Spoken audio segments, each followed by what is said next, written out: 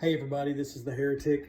So this video is for all those of you who seem to think that it is just absolutely impossible that the Colorado shooter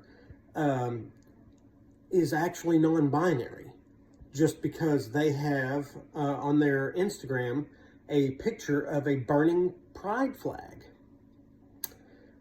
See, that's your problem. It's always been y'all's problem. You think that all of these little groups act in solidarity with one another. You still haven't caught on to the idea that is classifying each of you in your own individual little group, right? And then starting you off as a unified front that eventually breaks into its singular factions as a means of controlling you, to keep you from ever completely and totally unifying.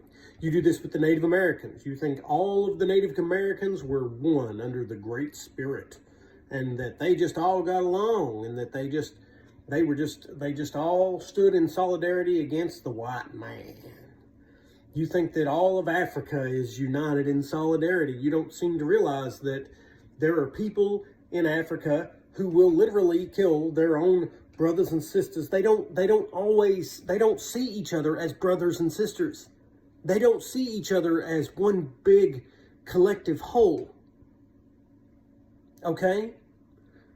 In Africa, you can have groups of people, okay, who look the same and are almost completely identical, except they say a word, they have just a slightly different dialect, and they're mortal enemies.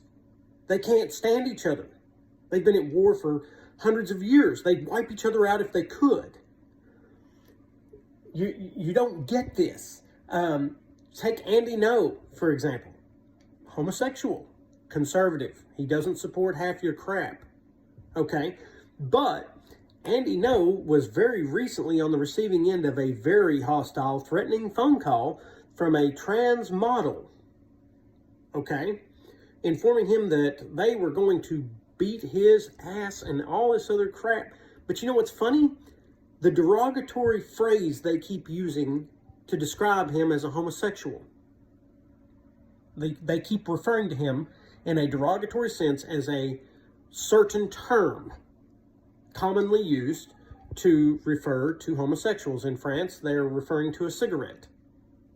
Constantly, over and over and over again.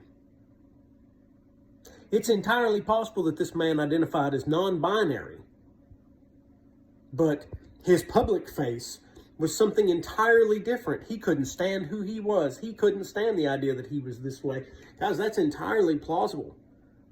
That's entirely plausible.